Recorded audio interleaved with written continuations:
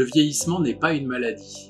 Il est différent de la dépendance. C'est d'abord un phénomène physique et physiologique individuel, puisque chacun de nous vieillit depuis sa naissance.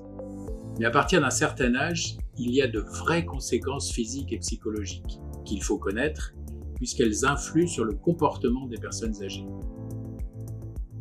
Beaucoup d'entre nous ont l'expérience d'accompagnement de nos parents ou de nos grands-parents.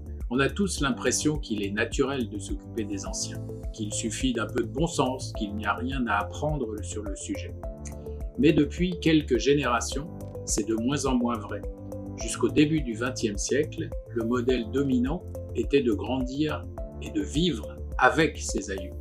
Aujourd'hui, on confie nos aînés à des lieux et à du personnel spécialisé. On ne cohabite plus avec eux et donc on a tendance à fantasmer le vieillissement. Mais au-delà de l'aspect individuel, cette nouvelle donne est d'abord démographique. La population française vieillit. Aujourd'hui, un quart de la population est âgée de plus de 60 ans. En 2050, cette part s'élèvera à un tiers. Pourtant, la dépendance ne concerne qu'un peu plus de 10% des personnes de 80 ans et plus. Mais surtout, il est important de savoir que l'EHPAD ne concerne que 10% des plus de 80 ans et surtout 30% des plus de 90 ans. Autrement dit, 7 Français sur 10 finissent leur vie à domicile. Mais au-delà des difficultés physiques ou cognitives, la perte d'autonomie est fortement accélérée par la perte du lien social. Ce sentiment d'isolement touche 11% de la population et plus particulièrement les personnes âgées et les personnes socialement défavorisées. Les sondages montrent que la très grande majorité des personnes vieillissantes souhaitent rester à domicile dans un environnement sécurisant qu'elles ne sont pas prêtes à quitter, ou du moins le plus tardivement possible. Pour autant, le maintien dans un logement classique n'est pas toujours possible ni adapté pour prévenir l'entrée dans la dépendance.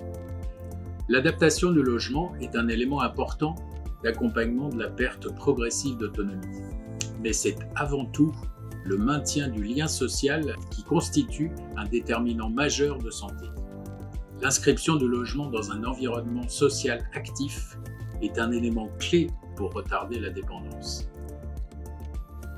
Notons que si cette notion est valable pour les personnes âgées, elle l'est aussi pour les personnes qui ont connu des parcours de rue ou des conditions de vie particulièrement usantes. En effet, si l'espérance de vie augmente, elle est aujourd'hui de 85 ans pour les femmes et 79 ans pour les hommes, elle est seulement de 47 ans pour les personnes qui ont connu un parcours de rue. Ce qui est le cas pour de nombreuses personnes logées par Habitat Humanisme qui, de fait, vont présenter des signes de vieillissement prématuré. D'où l'importance de toute notre attention et du maintien du lien social, que ce soit pour les anciens ou pour les personnes fragilisées. De fait, l'inscription du logement dans un environnement social actif est un élément clé pour retarder la dépendance. Habitat Humanisme incarne fondamentalement l'idée que logement et accompagnement doivent faire unité pour permettre d'habiter, d'être chez soi.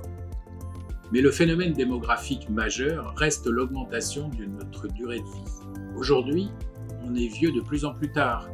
Au XIXe siècle, Victor Hugo, quand il avait 60 ans, écrivait L'art d'être grand-père et apparaissait comme un vieillard.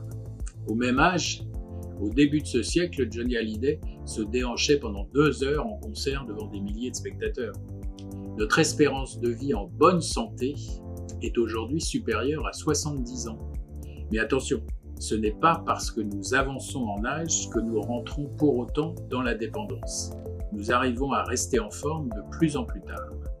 Mais ce maintien en bonne santé est dépendant de plusieurs facteurs, parmi lesquels une activité intellectuelle et physique régulière, une alimentation équilibrée et un entourage familial ou relationnel existant. On parle de cercle relationnel quand on voit plus de 5 personnes en moyenne. Ce sont ces bases qui vont aider à développer un sentiment de satisfaction et d'utilité sociale, et par là même aider la personne à bien vieillir. D'où l'importance des accompagnants pour susciter ces activités et veiller au maintien du lien relationnel. Restons toutefois vigilants sur les facteurs qui peuvent accélérer le vieillissement, notamment les addictions, l'inactivité, l'isolement ou la dégradation significative de l'état de santé.